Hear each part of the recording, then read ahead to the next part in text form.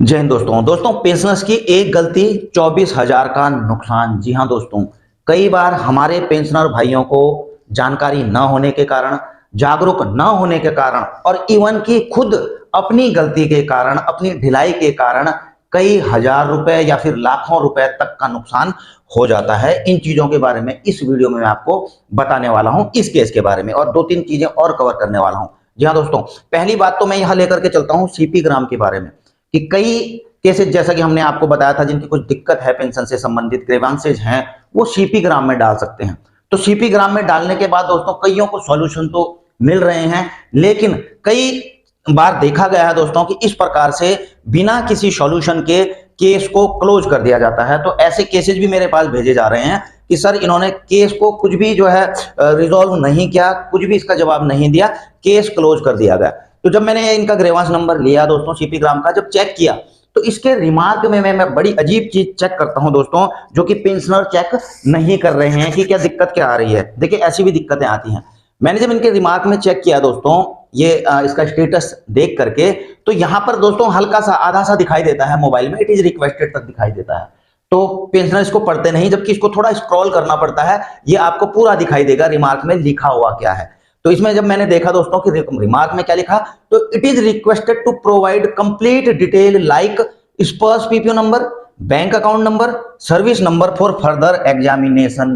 तो दोस्तों यह गलती किसके द्वारा की जा रही है? जब आप कंप्लेंट डाल रहे हैं तो वहां पर मेंशन नहीं कर रहे हैं। इन्होंने लिखा होगा अपने फादर की रिगार्डिंग, तो उन्होंने वहां पर ना उनका स्पर्श का पीपीओ नंबर मेंशन किया, बैंक अकाउंट जिसमें उनकी पेंशन आती है वो मेंशन नहीं किया हुआ है, सर्विस नंबर मेंशन नहीं किया हुआ है। तो इसलिए जो है, और बिना देखिए उनकी पर्सनल डिटेल एक तो पूरी फिलअप नहीं करी है, दूसरी सपोर्टिंग डॉक्यूमेंट भी उसमें नहीं डाले हैं। तो दोस्तों कभी भी आप सीपी ग्राम में कंप्लेंट डाल रहे हैं तो ये डिटेलें पूरी लिखें, और जो भी आपके पास अवेलेबल सपोर्टिंग डॉक्यूमेंट्स हैं उसको जरूर यहां पर अपलोड करें, ताकि जब ये डिपार्टमेंट को जाए तो उनको आसानी हो आपके केस को समझने के लिए और वो उस पर सही तरीके से कार्रवाई कर सकें। तो ये गलती दोस्तों ना करें।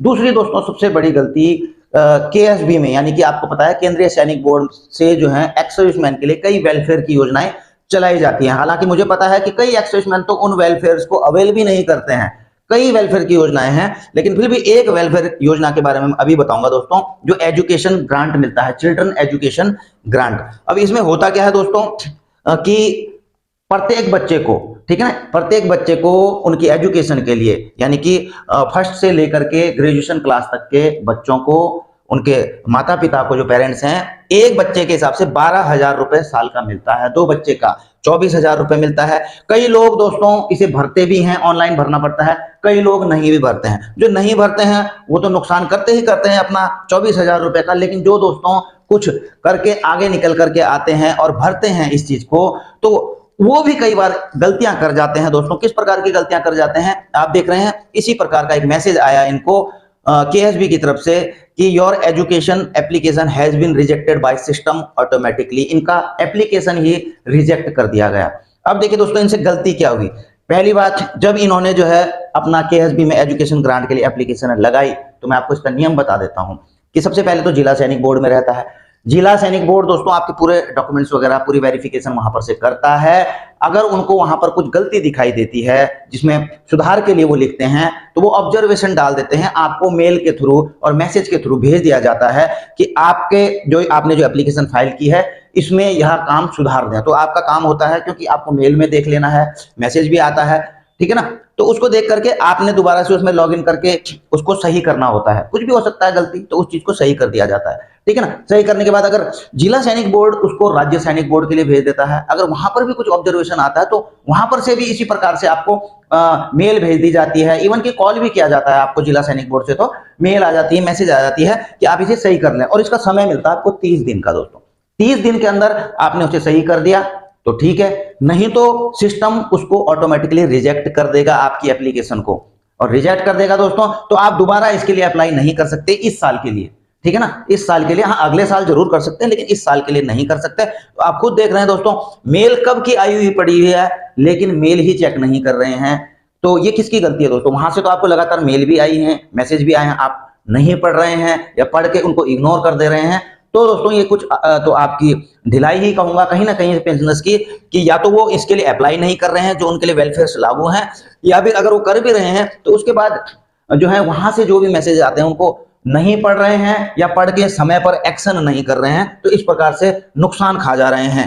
तो दोस्तों इस प्रकार से ना करें। और एक खबर भी दिखा देता हूं दोस्तों, सरकारी कर्मचारियों से संबंधित आपको भी पता होना चाहिए, क्योंकि बीच में कई खबर आ रही थी कि अब जो है 2 साल बढ़ाई जा रही है सेना की बात नहीं कर रहा हूं मैं, सिविल में भी मतलब 60 से 62 साल की जा रही है। तो यह प्रश्न जो है दोस्तों पूछा गया था लोकसभा में, ठीक है ना। तो इसके रिगार्डिंग पूछा गया कि 30 वर्ष अधिकतम या फिर 60 पूरे करने के बाद जो भी हो, तो इसके अलावा क्या इसको अवधि को बढ़ाया जा रहा है। तो दोस्तों सरकार ने सीधा जवाब दिया है कि ऐसा कोई प्रस्ताव सरकार के पास में विचाराधीन नहीं है, क्योंकि ये चीजें बार बार उठ रही थी दोस्तों। और एक और महत्वपूर्ण चीज दोस्तों, अब जो है बैंक अकाउंट में 4 नॉमिनी जोड़ पाएंगे। जी हाँ, आपको पता है अभी तक तो आप एक नॉमिनी कर सकते थे बैंक में, लेकिन लोकसभा में एक बैंकिंग अमेंडमेंट बिल 2024 पास कर दिया गया है दोस्तों, और इसमें अब आप अपने अकाउंट में 4 नॉमिनी जोड़ पाएंगे, ठीक है ना। 4 नॉमिनी, जैसे 1 2 3 4 कर दिया आपने 25%, 25%, 25% या फिर 50%, तो 1 से लेकर के 4, 2 भी कर सकते हैं, 3 भी कर सकते हैं, कितना भी कर सकते हैं। और ये बेसिकली क्यों किया गया है दोस्तों अमेंडमेंट,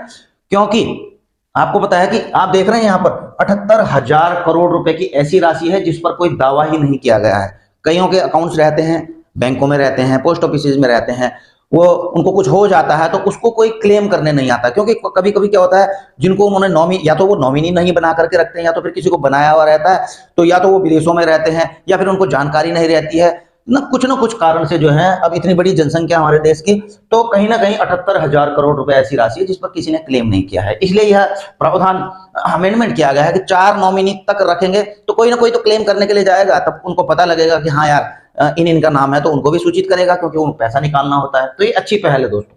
आप क्या कहेंगे इस चीज के बारे में।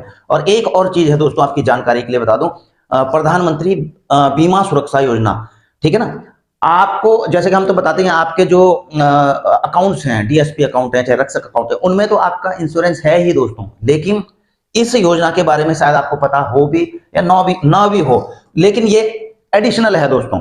20 रुपए का प्रधानमंत्री सुरक्षा बीमा योजना, 20 रुपए में आपका 2 लाख का इंश्योरेंस दोस्तों, वो किसी का भी, आप अन्य लोगों को भी जागरूक कर सकते हैं, आप खुद नहीं खुलवाना चाहते हैं तो इसकी उम्र है दोस्तों 18 से 70 साल। यानी कि आप अगर बैंक में जाए, पोस्ट ऑफिस में जाएं, किसी भी बैंक में दोस्तों, यह PMSBY नाम से है यह योजना, और खोल सकते हैं। वहां पर आपके अकाउंट से ही 20 रुपए 1 साल में कटेंगे दोस्तों, हर महीने नहीं, 1 साल में 2 रुपए से भी कम प्रति महीना पड़ रहा है, और 2 लाख रुपए का एक्सीडेंटल इंश्योरेंस है दोस्तों। एक्सीडेंटल इंश्योरेंस एक तो या तो डेथ पे है दोस्तों 2 लाख रुपए, अगर किसी की एक्सीडेंट किसी भी दुर्घटना में डेथ हो जाती है तो 2 लाख रुपए उनके नॉमिनी को मिलते हैं, या फिर जो है उनको परमानेंट कोई डिसेबिलिटी हो जाती है, 2 आंख 2 हाथ 2 पैर, या 1 हाथ 1 पैर, ऐसे का परमानेंट जो डिसेबिलिटी होती है वो हो जाती है, तो फिर भी 2 लाख रुपए मिलेंगे उनको। या फिर जो है पार्शियल डिसेबिलिटी होती है, 1 आंख की दृष्टि चली जाती है, 1 हाथ चला जाता है, तो ऐसे में भी 1 लाख रुपए दिया जाएगा। और 20 रुपए मेरे हिसाब से दोस्तों कोई बड़ा नहीं है, यह ऑटोमेटिकली, मतलब इसके लिए बैंक अकाउंट होना जरूरी है, तो वहीं पर बैंक में जाकर के अपना अकाउंट खुलवाएंगे तो हर साल जो है उसमें से 20 रुपए कट जाएगा।